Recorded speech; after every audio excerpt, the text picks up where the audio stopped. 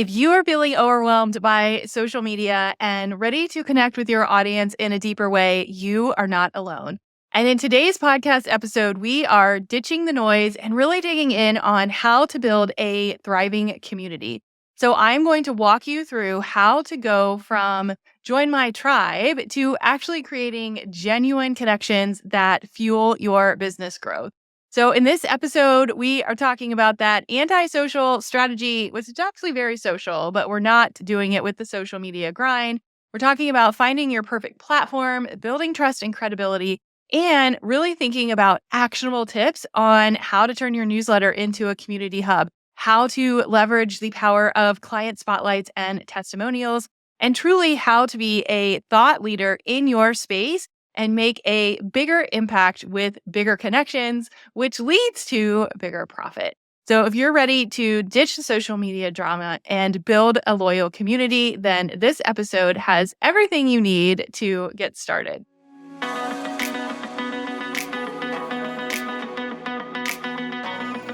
In the first episode of this series, I chatted about being a thought leader and how micro niching is super, super, super powerful and why you need to think about your lead magnet differently.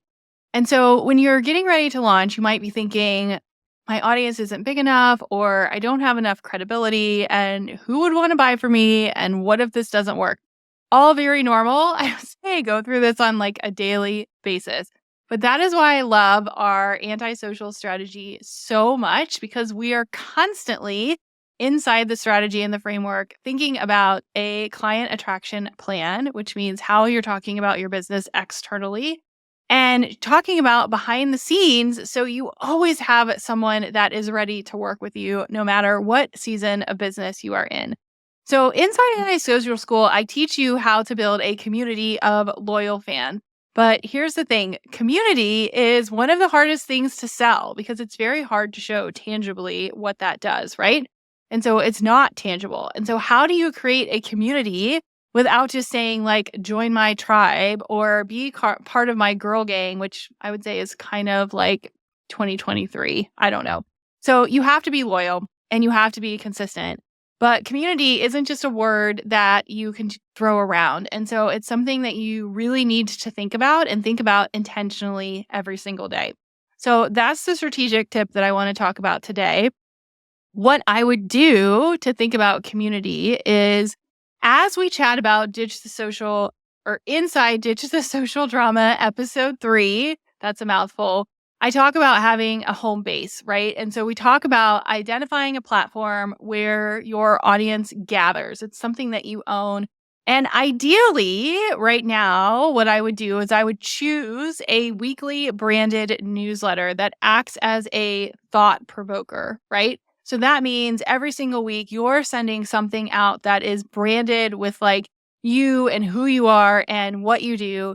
And it's a thought leadership piece. So if you didn't listen to the first episode in this mini series, go back and listen to that episode because I talk about what that means. But in today's world and the season that we're in, you could do this a lot of different ways. You could do it through email. You could do it through Substack, which is a paid blog service. You could do it through just a simple blog or something that is long form.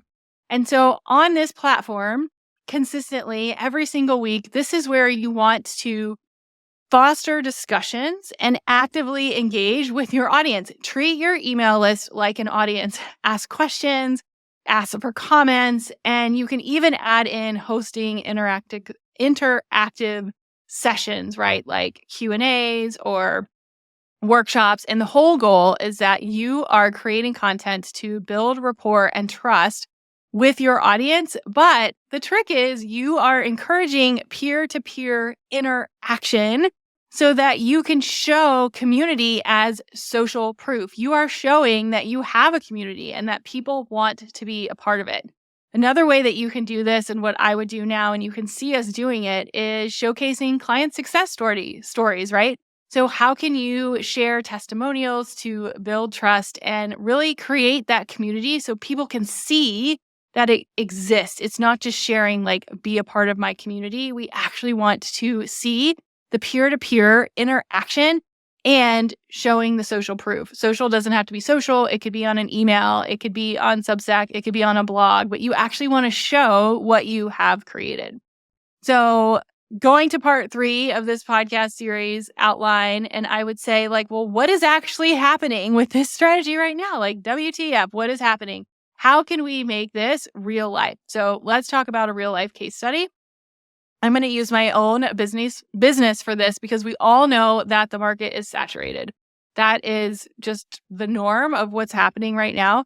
And I just shared that community is the hardest thing to sell. So in 2020, you could share a video of your business bestie sitting around a table and say, come join us. And that would probably be enough for people to be interested. I'm not saying you could sell it that way, but it would be enough for people to be interested. Today, we need to see it to believe it. So what can you do? We have a live component inside of every one of our programs because I want you to see my face. I want you to hear me. I want you to be able to ask questions. And I would argue that one-on-one interaction and the quickest way that you can help somebody get a response fast is going to make them trust you and want to work with you more, right? So people are craving that give it to me now. I want to know the fastest way to get there. And they want to know that you're going to be able to help them fast. So even if you do have a group program, I would have some sort of component that is live or interactive or some way where you can help them face to face.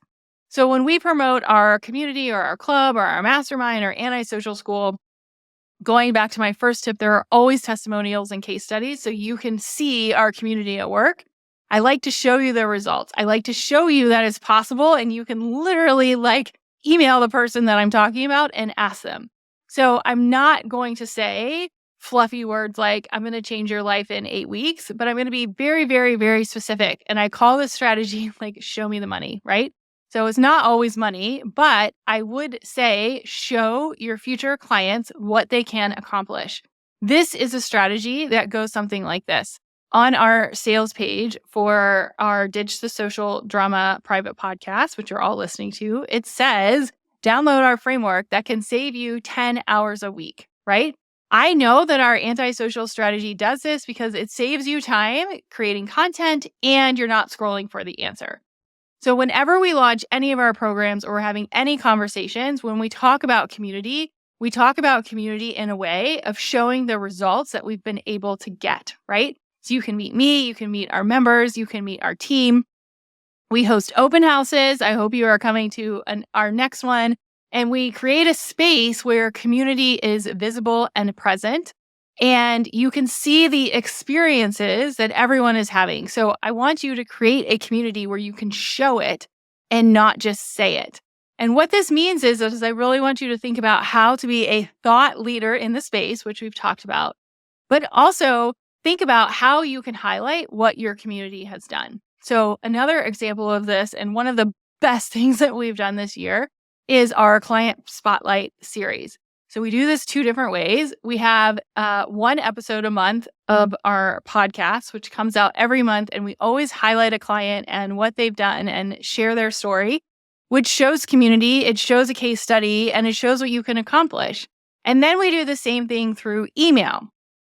So we have an email where we're once a week, again, highlighting our clients, highlighting community members, highlighting friends, and promoting them. And it's really been cool because it's been a win-win for everyone because I get to share real life testimonials and people I work with. And then they, in return, get introduced to a new audience. So I really want you to think about how can you be a community leader, not just a community consumer, right?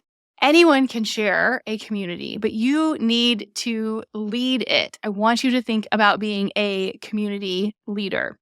The other thing that you can do right now is focus and negotiate on what I call win-win partnerships that focus on long-term, right? Long-term value and audience growth over that immediate sale kind of thing. And again, this is a long-term strategy. It's not a quick win. So what does this mean in real life terms? Do a lead magnet swap. Share someone else's wins. I just gave you 2 examples of how you could do that. Highlight your community. Go speak in a community. Speak on a local panel. It is like the simplest strategy, but it works. And so the goal is that you're designing mutually beneficial collaborations through guest appearances, joint content creation that provides value for both audiences. And so my takeaway for this mini series episode is be a community leader.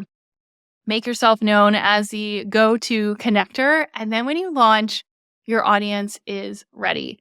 And so your homework for this episode is how are you fostering community in a very, very specific way through long form content like email newsletters or new platforms like Substack or blogs? And how are you asking questions and fostering engagement? And then I really want you to think about how are you highlighting your community and spotlighting your clients? How are you being a community leader? So inside Antisocial School, I help you determine your best home base, which we talked about, and hold you accountable to create and execute it. And then we actually test it during class, which is really, really fun. There are some cool new platforms that we're digging into like Substack and LinkedIn newsletters and really thinking about how can you create a business that feels good for you because you're so comfortable being a thought leader in your space and coming up with a community plan. So inside class, I help you create that community plan because again, it's not that one size fits all model. Some clients go very local and they get their first clients just from one conversation because we're very strategic about it. And then other clients use online strategies like I just shared, really focusing on some of the examples that we went through and becoming a thought leader online. So I want you to think about community in a very different way and how you are being a thought leader in your space, but also a leader in your community. So I would love for you to come join us inside Antisocial School. Just come to hollymariehaynes.com/antisocial, and I will see you inside of class.